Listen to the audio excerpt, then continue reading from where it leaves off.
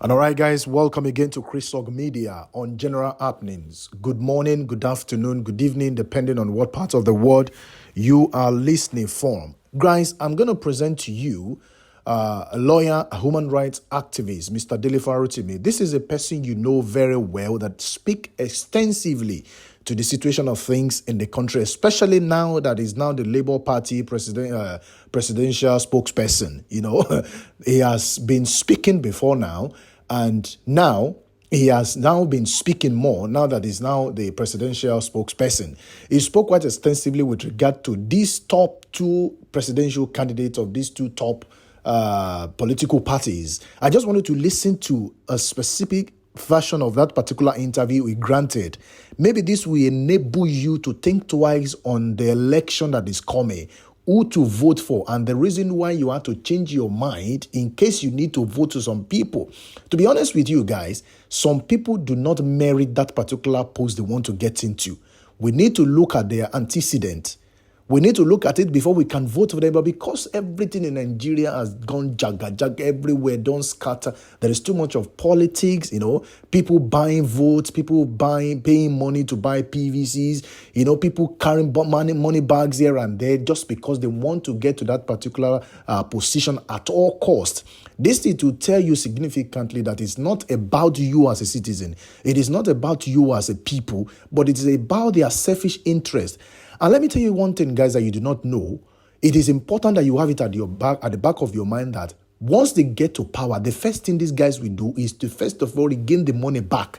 All this money they are spending, they are giving you 5,000, giving you 10,000. When they get to power, you will first of all have to suffer for the first 4 years, if not more, before they now begin to think of what to do here and there. They have wasted so very much money. They have wasted a lot of money.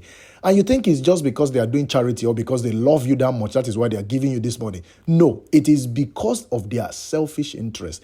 I'll release the clip to you guys to listen to. It's not that long, but I just want you to take your time to listen to it. Get one or two facts and points from what this lawyer, Mr. Dele Farotimi, and human rights activist said. But before I go, let me please beg you to please help us to give a comment, give your opinion in the comment section below, and utmost all, try as much as possible to subscribe. This is the only way that the YouTube itself will be able to recommend this video to somebody else to watch.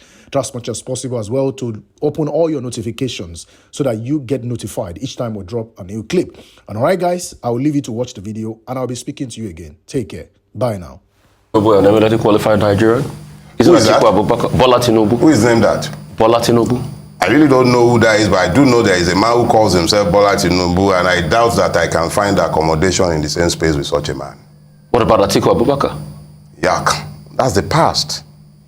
Are those eminently qualified Nigerians? No, I don't believe they are. Why? Because their record in public office does not suggest that they should be trusted with public office again. But Bola Tinubu claims he served Lagos and he did well. He's the father of modern Lagos. Atiku Abubakar was former vice president in this country. You would have made an excellent attorney to fight, but the truth is this. No matter how many times Bola Tinubu might care to repeat that lie that he built Lagos, it doesn't make it the truth. The reality on the ground is that the man built a Lagos where there is no hospital fit for him to use. He has built a Lagos where I doubt there is anybody in this building who sends their children to a school that he has built.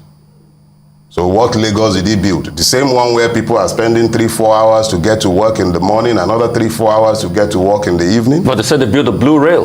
What blue rail? For 16 years? 16 years to build how many kilometers of rail? At what cost?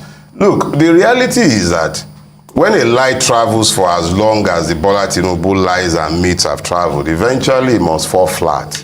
And those lies have come to their end. You build the blue rail for 16 years. At what cost? How many years have they been building the Fourth Mainland Bridge? At what cost? Lekki Koi Bridge. At what cost? How many years did they toll it for? Lekki Ekpe Expressway. They've been building it for the last 16 years. They've not finished building it. In different sections of that road, it's already failing.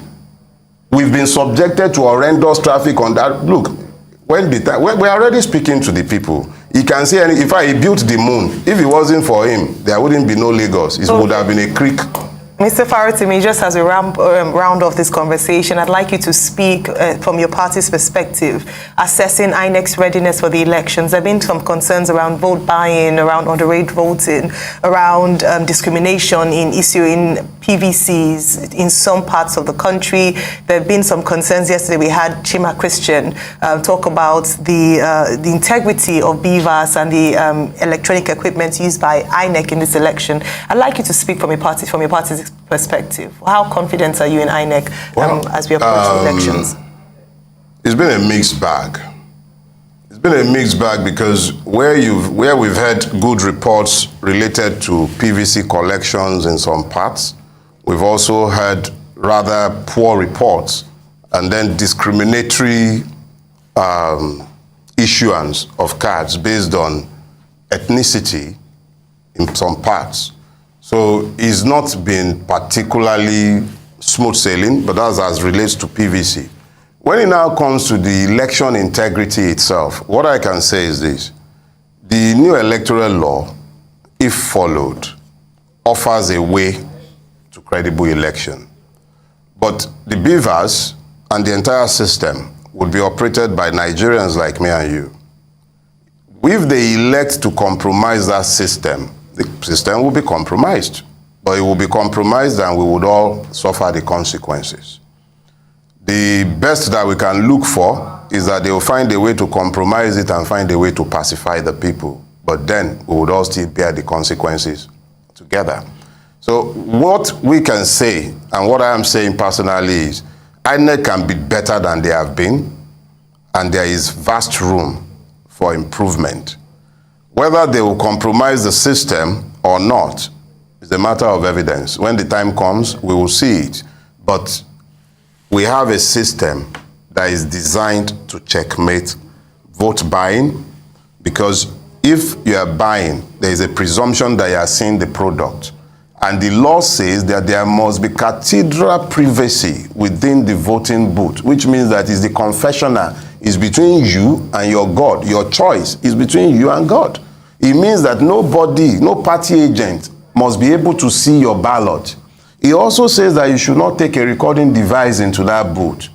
So if the person paying for the vote decides to pay what we call Uwomogo on the street, that is up to him, provided the INEC does his own job and provided that the security agents perform as they are expected to perform. So the human elements are the ones that we need to worry about. The system as designed, if allowed to work, should provide credible results.